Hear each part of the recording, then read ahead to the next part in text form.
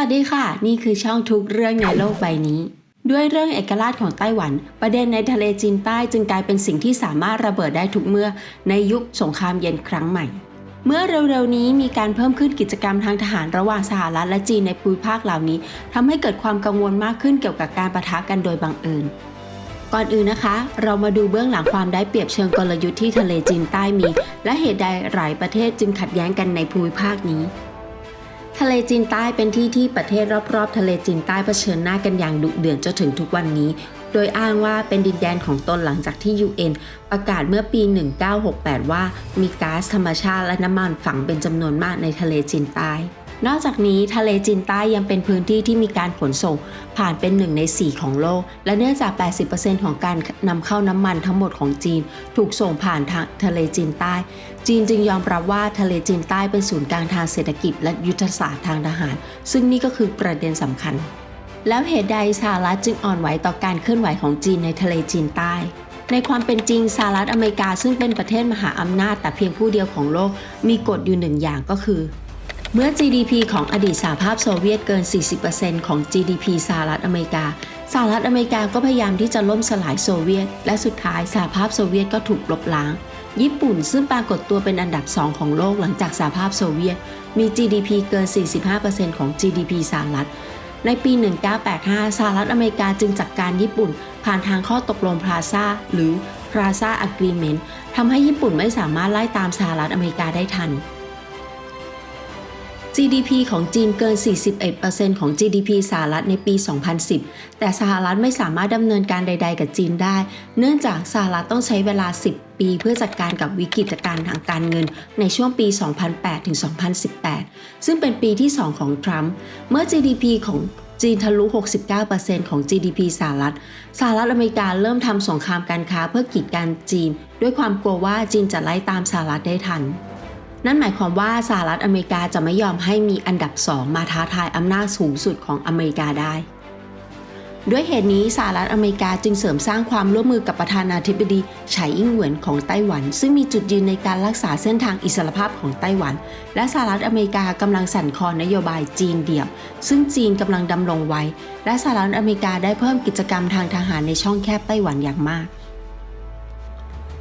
สหรัฐอเมริกาส่งเรือรบทุกเดือนไปยังช่องแคบไต้หวันและกองเรือแปซิฟิกที่ 7 ได้ถูกส่งไปประจำการในทะเลจีนใต้และจีนตอบโต้สหรัฐโดยการส่งเครื่องบินรบเครื่องบินลาดตระเวนของจีนเข้าไปยังเขตป้องกันทางอากาศของไต้หวันดังนั้นความตึงเครียดทั้ง2 ฝ่ายจึงเพิ่มขึ้นในปี 2021 มีประมาณ 4 กรณีที่อาจจะเกิดสงครามระหว่างสหรัฐและจีนประการแรกในกรณีความขัดแย้งทางอาวุธระหว่างจีนและญี่ปุ่นเหนือหมู่เกาะเซนกากุในทะเลจีนตะวันออกประการที่ 2 หากเกาหลีเหนือล่มสลายและจีนกับสหรัฐเข้าแทรกแซงคาบสมุทรเกาหลีในเวลาเดียวกันประการที่ 3 หากเกิดความขัดแย้งทางอาวุธระหว่างจีนกับไต้หวันและประการที่ 4 ในกรณีการปะทะโดยตรงกับเครื่องบินรบของสหรัฐกับจีนในทะเลจีนใต้ที่จีนประกาศให้เป็นเขตเศรษฐกิจพิเศษและผลที่จะตามมาจะเป็นอย่างไรหากสหรัฐและจีนทำสงครามกัน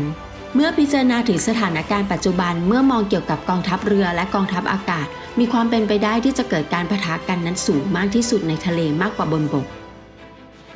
อย่างไรก็ตามในแง่ของกำลังทางบกของจีนมีมากกว่าของสหรัฐอเมริกาในจำนวนปืนใหญ่อัตราจรหรือที่เรียกว่าปืนใหญ่ที่ขับเคลื่อนด้วยตนเองปืนใหญ่ลากจูงและ MLRS ยกเว้นรถถังและรถหุ้มเกราะ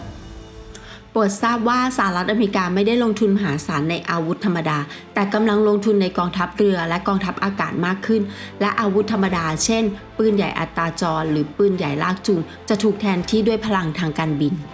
เรามาลองเปรียบเทียบพลังการต่อสู้ของทั้ง2ประเทศอันดับแรกในด้านกองทัพเรือกันก่อนค่ะจำนวนเรือทั้งหมดจีนมี806ลำและสหรัฐมี502ลำเรือบรรทุกเครื่องบินจีนมี2ลำสหรัฐมี11ลำบวกอีก9ลำเป็นเรือบรรทุกเฮลิคอปเตอร์เรือพิฆาตจีนมี36ลำสหรัฐมี85ลำเรือฟริเกตจีนมี54ลำสหรัฐมี22ลำเรือดำน้ำจีนมี79ลำสหรัฐมี71ลำเรือตรวจการจีนมี109ลำและสหรัฐมี17ลำเรือสงครามทุ่นระเบิดจีนมี36ลำและสหรัฐมี11ลำจำนวนเรือทั้งหมดในจีนมีจำนวนมากแต่รวมเรือลาดตระเวนขนาดเล็กและเรือคุ้มกัน สหรัฐอเมริกามีเรือดำน้ำนิวเคลียร์มากกว่า 40 ลำ ดังนั้นจีนจึงเทียบไม่ได้กับสหรัฐในด้านกำลังเรือดำน้ำและสิ่งที่แตกต่างกันมากที่สุดคือเรือบรรทุกเครื่องบินตัวอย่างเช่นมีการกล่าวว่าประมาณ 40% ของกองทัพเรือของจีนจะถูกยิงจมลงเมื่อเจอเรือบรรทุกเครื่องบินชั้น Gerald R. Ford เพียง1 ลำที่คุณเห็นในวิดีโอกล่าวอีกในหนึ่งก็คือ 40% ของกำลังทางเรือของจีนเท่ากับเรือบรรทุกเครื่องบินของสหรัฐเพียงลำเดียว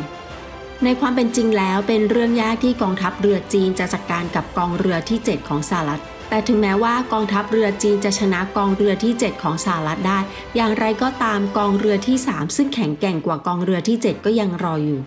ในความเป็นจริงผู้เชี่ยวชาญหลายคนคาดการณ์ว่าเวลาที่อำนาจทางเรือของจีนจะใกล้เคียงกับกองทัพสหรัฐจะอยู่ประมาณปี 2030 หลังจากนี้ไปอีก 10 ปีโดยสมมติฐานว่าอำนาจทางเศรษฐกิจของจีนยังคงเพิ่มขึ้นแต่สหรัฐไม่เติบโตนอกจากนี้กองทัพเรือสหรัฐยังมีประสบการณ์การรบมากมายเนื่องจากเดินทางไปทั่วโลกแต่กองทัพเรือจีนไม่มีประสบการณ์ในการรบจริงนี่คือสิ่งที่ละเลยไม่ได้เมื่อสงครามเริ่มต้นขึ้นในทุกประการอาจกล่าวได้ว่ากองทัพเรือของจีนไม่สามารถเทียบได้กับกองทัพเรือสหรัฐต่อไปมาดูกองกำลังทางอากาศกันบ้างค่ะจำนวนเครื่องบินทั้งหมดจีนมี 3,210 ลำสหรัฐอเมริกามี 13,264 ลำเครื่องบินรบจีนมี 1,521 ลำสหรัฐมี 2,621 ลำเครื่องบินโจมตีจีนมี 1,791 ลำสหรัฐมี 2,993 ลำเฮลิคอปเตอร์โจมตีจีนมี 364 ลำสหรัฐมี 1,167 ลำเครื่องบินทิ้งระเบิดทางยุทธศาสตร์จีนมี 158 ลำสหรัฐมี 138 ลำเครื่องบินทิ้งระเบิดแบบอำพรางตัวจีนมี0สหรัฐมี20 ลำ AWACS เครื่องบินเตือนภัยและควบคุมทางอากาศจีนมี48สหรัฐมี43เครื่องบินเติมเชื้อเพลิงทางอากาศจีนมี13ลำสหรัฐมี217ลำกองทัพอากาศของสหรัฐเป็นอันดับ1ของโลกทั้งในด้านปริมาณและคุณภาพปัจจุบันจีนได้นำเครื่องบินขับไล่เจเนอเรชันที่5จำนวน40ลำเช่น J-20แต่กองทัพสหรัฐมี F-22 จำนวน170ลำซึ่งได้รับการกล่าวขานว่าเป็นเครื่องบินรบที่แข็งแกร่งที่สุดในโลกและยังมี F-35 อีก 1,700 ลำและทำให้จีนยากที่จะต่อสู้กับกองกำลังทางอากาศของสหรัฐอย่างไรก็ตามจีนตระหนักดีถึงเรื่องนี้ดังนั้นจีนจึงผลิตเครื่องบินขับไล่รุ่นที่ 5และสร้างเรือบรรทุกเครื่องบินเพิ่มเติมและพวกเขากำลังลงทุนอย่างหนักในการพัฒนาเทคโนโลยีเรดาร์ตรวจจับเครื่องบินทิ้งระเบิดแบบอำพรางตัวและพัฒนาขีปนาวุธความเร็วเหนือแสงหรือขีปนาวุธความเร็วไฮเปอร์โซนิกสหรัฐอเมริกาเป็นผู้นำด้านกลยุทธ์และประสบการณ์ทางสงครามและสหรัฐอเมริกายังได้เปรียบจีนอย่างท่วมท้นโดยมีพันธมิตรในเอเชียพันธมิตรของสหรัฐอเมริกาได้แก่ญี่ปุ่นเกาหลีใต้ไต้หวันอินเดียออสเตรเลียสิงคโปร์แต่พันธมิตรของจีนได้แก่เมียนมาเกาหลีเหนือปากีสถานและลาว